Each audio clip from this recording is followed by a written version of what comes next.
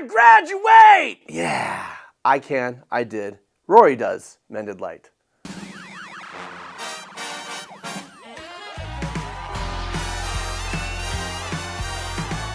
All right, Gilmore Girls gets therapized. We're talking about Rory's high school graduation.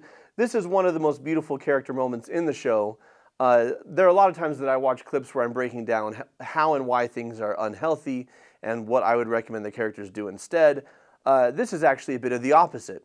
This is a moment of just pure wholesomeness, but I want to break down why it's so wholesome and how we can have more of this in our lives and in our connections. La la la. Where do you want to sit?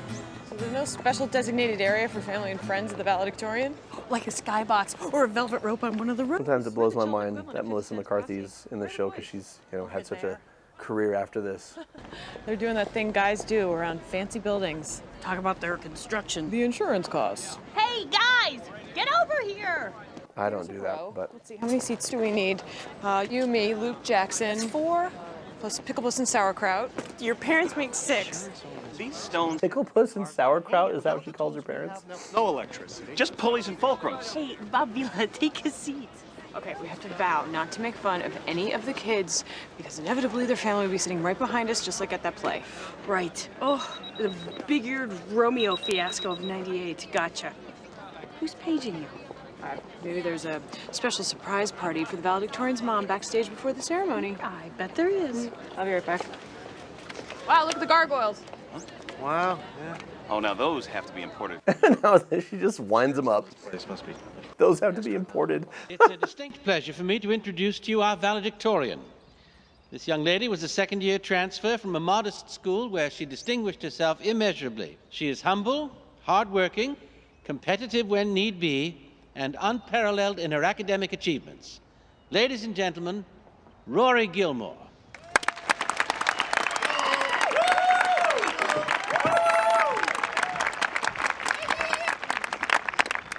Not crying, right? Not crying. Keeping our cool so we don't miss anything. Tears get in your eyes. Then you miss things. So we're not crying. Not crying. Not crying. Not crying. Luke's already crying. No crying. I'm not crying. Headmaster Charleston, faculty members, fellow students, family, and friends, welcome. We never thought this day would come. We prayed for its quick delivery, crossed days off our calendars, counted hours, minutes, and seconds, and now that it's here, I'm sorry it is because it means leaving friends who inspire me and teachers who have been my mentors, so many people who have shaped my life and my fellow students' lives impermeably and forever. I live in 2 worlds. One is a world of books. I've been a resident of Faulkner's Yoknapatawpha County, hunted the white whale aboard the Pequod, fought alongside Napoleon, sailed a raft with Huck and Jim, committed absurdities with Ignatius J. Riley, rode a sad train with Anna Karenina, and strolled down Swan's Way. It's a rewarding world, but my second one is by far superior. My second one is populated with characters slightly less eccentric but supremely real, made of flesh and bone, full of love, who are my ultimate inspiration for everything. Richard and Emily Gilmore are kind, decent, unfailingly generous people. They are my twin pillars, without whom I could not stand. I am proud to be their grandchild. But my ultimate inspiration comes from my best friend, the dazzling woman from whom I received my name and my life's blood, Lorelei Gilmore. We're all hanging there. My mother never gave me any idea that I couldn't do whatever I wanted to do or be whomever I wanted to be. She filled our house with love and fun and books and music, unflagging in her efforts to give me role models from Jane Austen to Eudora Welty to Patti Smith. As she guided me through these incredible 18 years, I don't know if she ever realized that the person I most wanted to be was her. Not crying. Crying a little. Crying a little, but not blubbering. That's what we meant when we said no crying. No blubbering. Thank you, Mom. You're my guidepost for everything. On the verge of blubbering here. Not doing too well myself. Not you, too. I'm blubbering, you're freaks. As we prepare ourselves... I'm blubbering, you're freaks. For most of us, moments of vulnerability like this are rare. And that's sad. We save them for big events. Graduations, weddings, baby born, funeral. I can't tell you how many people I've had in my office who have told me my dad, for example, my dad never told me that he loved me except for when I graduated. That was like, it stands out in my mind as this moment where my dad was very raw and real and vulnerable, or my mom never told me that she was proud of me, except for, when this or that happened. And then there's the simple fact that when somebody dies, we go to the funeral and we say all these wonderful things and everyone has all these wonderful memories, but the person who we're honoring isn't there to hear it.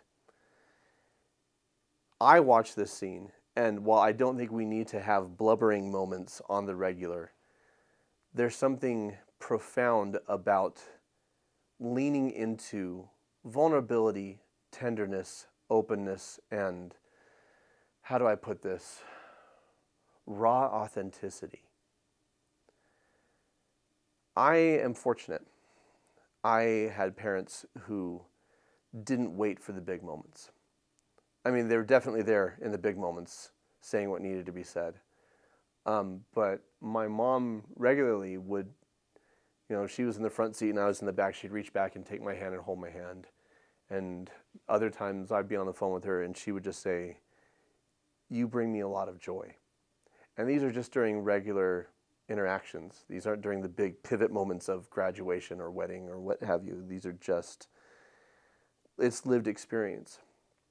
I don't know why we have collectively decided that these moments are cheesy or mushy or we're uncomfortable with them, but what I can tell you is I've had any number of people in my therapy office who are not practiced in raw authenticity, vulnerability, tenderness, and just expressing affection and gratitude, who the moment they get over that hump, they get over that fear and they start leaning into these types of moments, the more rich and rewarding their lives are. Because they don't coast by on the assumption that the people that they love know that they love them. They make sure that that is expressed and understood. The unfortunate truth is for a lot of people, they have to have something shake them out of that. Like if a loved one dies in a car accident, suddenly they realize how precious life is and they want to be better to the people who are remaining. What I'm trying to convey to you in a very direct way is don't do that. There's literally no reason for you right now not to express to someone that you love them, that you care about them, that you appreciate them, and what you adore about them. The only thing holding you back is you. So I want you to take a moment and consider who needs to hear from you today how much you love them, how much you appreciate them, who needs that show of gratitude, who needs that tender, raw, authentic you today. And to take 5 minutes for that phone call or that text or a half an hour for that visit, it really doesn't take that much. And honestly, when we get, for me, that's what life is all about. If we get so wrapped up in tasks, life just kind of becomes miserable. But when we have real, authentic, beautiful moments of connection, everything else takes its proper place. Now, I got one more little clip. This is Luke after the graduation. He's not with Lorelai. He's not a father. He's not a stepfather. He's not a biological father. And yet he has looked out for Rory since she was a little girl, just as a friend of the family. And he's got that paternal regard. And we're going to see Luke, who's not used to being so raw, does not know what to do with this. That was my speech. It made everyone cry, including Stone Cold Luke. Luke, you old softy. I will never live this down. Not with me in your life. I gotta go. I gotta get back to the diner. Thanks for coming, Luke. Oh, sure. The building's amazing. So are you. Thanks. It really was great of you to come, Luke. It meant a lot to her. It was fun. Let's make out. Something profound and beautiful about this show and this relationship. Of course, Luke and Lorelai are destined for each other, but just the concept of found family. I'm a big believer in the concept of love extended beyond what was natural. Okay, most people naturally are tribal, and so blood relatives or immediate friends or people that are just, okay, we have a lot of things in common. These are my people. But love can go so much further than that. The ability to touch a life can go so much further than that. It's the reason why I've met quite a few of you out in the wild, never met you before, and I have a genuine love for you. Why? Because I learned from my mother that love isn't just something that you experience between you and another person. It's something that you contain within yourself that you can spread outward to anyone.